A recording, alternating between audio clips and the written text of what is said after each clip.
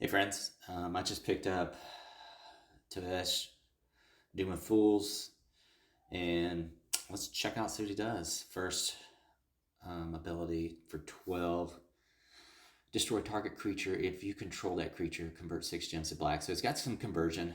Seems kind of expensive though. Second for 20, create 8 zombie tokens. That creature gains Berserker and Thrall subtype. Then your non thrall creatures gain menace. So, okay. Everybody, all your other creatures gain menace, which would be good against Sobsunen and things like that. Last one, 26, man, that's the highest one I've ever seen. Gain control of each opposing legendary creature. So that it gets Sobsunen, it gets Dragonhawk. I don't know if it gets Rakdos. I don't know if Rakdos is legendary or not. But it's going to get the two big ones that everybody normally uses. It would probably get Galta as well. Create a copy under your control of each opposing Vanguard support. Then exile each opposing Vanguard support. Convert X gems to black, where X is the number of cards you control in play. So if you got, I'm assuming, if you got like Midnight Snack, you get some mana from that. I don't know. I haven't tried that out, but that's just a thought. And it seems like it's so expensive because his passive is Torture's Transformation when a creature is destroyed in your turn. So in my turn, if I kill something, I gain 2 loyalty. It can affect up to 3 times, so that's up to 6 loyalty. And on the third time, I get conversion. So essentially, if there's a goal at an objective that says convert so many gems, this may be a way to do it. I tried to build a deck with creatures that have persist. That way I could kill it and it comes back. I don't know. We'll see. We'll see what happens. All right, friends, let's see. I'm up to his first ability. Let's kill my creature and see what happens. That target creature's mine. It has persist. Convert to 6. Nice. And I got it back. Excellent.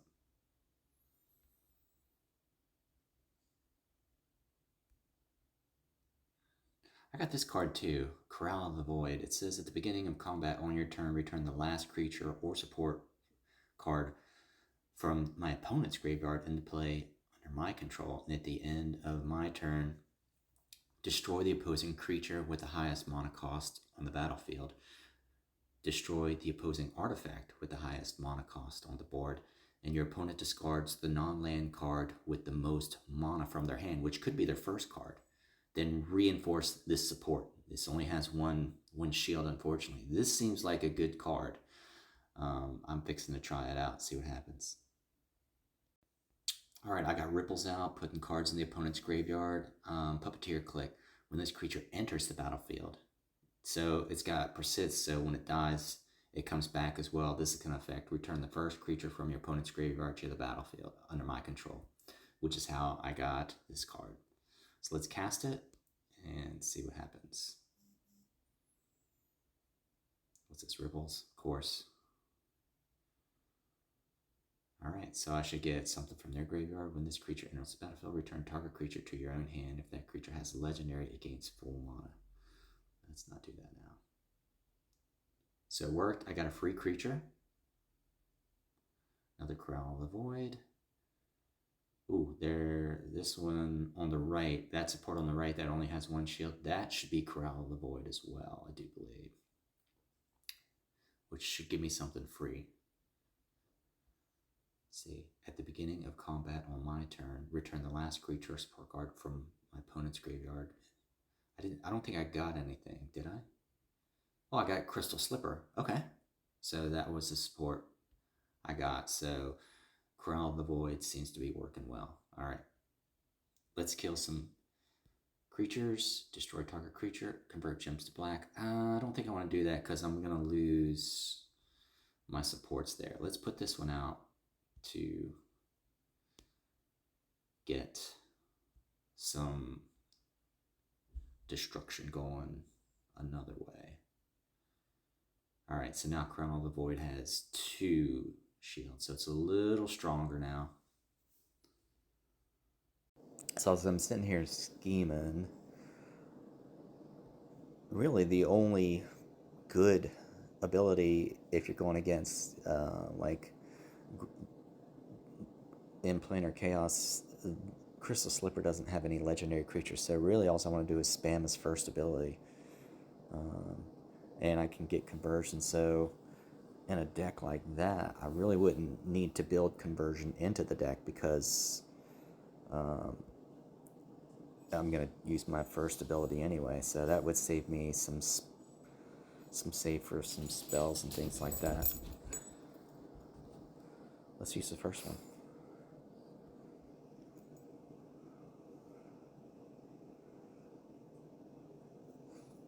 Alright. And man, his first ability would work good, I bet, with Sunken Citadel. I bet. Alright, I should get some more. Put Lamentation out. See how these creatures again persist. Alright. And the only one that doesn't have persist right now is the Scarecrow. He has finality on the bottom. Oh, come on.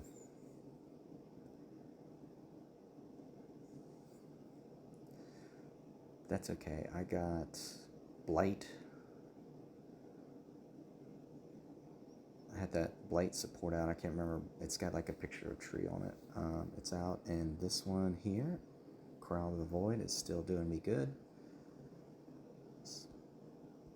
I don't have anything I want to kill, so let's create some zombie tokens.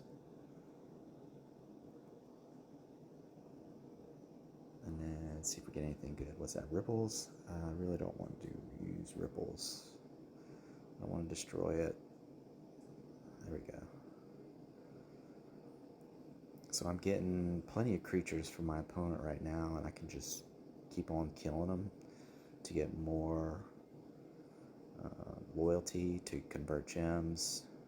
So it's kind of not, see how much I got on loyalty? It's really not a big deal to get that much loyalty generated, it seems like. Get rid of that guy.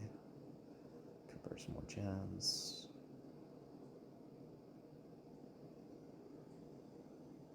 We'll go this way.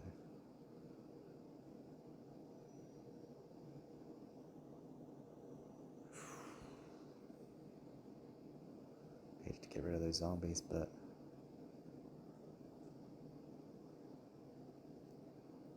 alright, now I got some persist going. I don't know exactly what just happened right there. Oh, I probably had one of the opponent's supports. Let's see what that was. I don't know how I got a handful of cards. Let's pause it. Middle Iron Blight. Demo Field was triggered. 1,000-Year Elixir. Ripples of Undeath. Torturous Transmutation was triggered. I don't... Oh, that's his passive ability. Beginning of turn. Yeah, I don't know how I got a handful of cards right there.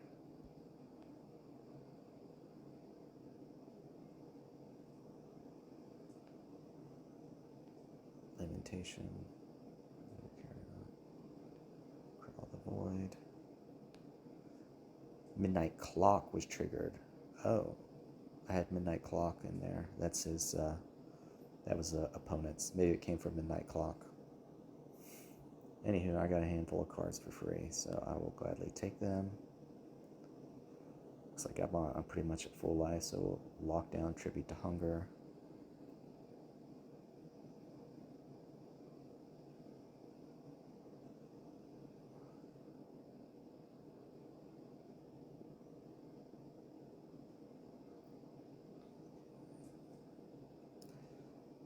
I got, what is that?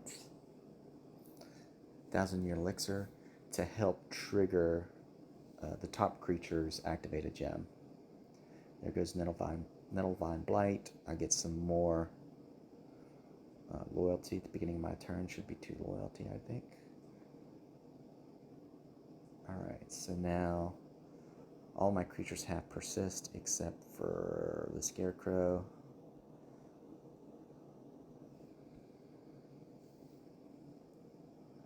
When Lamentation comes into the battlefield, it destroys opposing creature. Now this seems to be taking a long time to do. This is not a deck that you want to do if you're trying to do something quick, but if you need to kill a lot of creatures, it seems to be like this is a way to do it. They come back with the persist, and you can just kill as many as you want, and sometimes that's the objective in some of these events. I'm just gonna cut. This is longer than I want it to be, but I guess this is like a Planeswalker review a little bit. Like I said, his last ability is useless against this opponent because they don't have any legendary creatures. So just spam this first ability. 5 and 4. I like those mono bonuses. It's a lot. So I'm happy with his mono bonuses and how fast he's able to gain loyalty as well. So not a bad Planeswalker in a niche type situations, but I wouldn't waste, like when he first came out, I would have never bought him, and I didn't. I just spent like the 240 or the 280 it was that he was in the shop for. So there you go.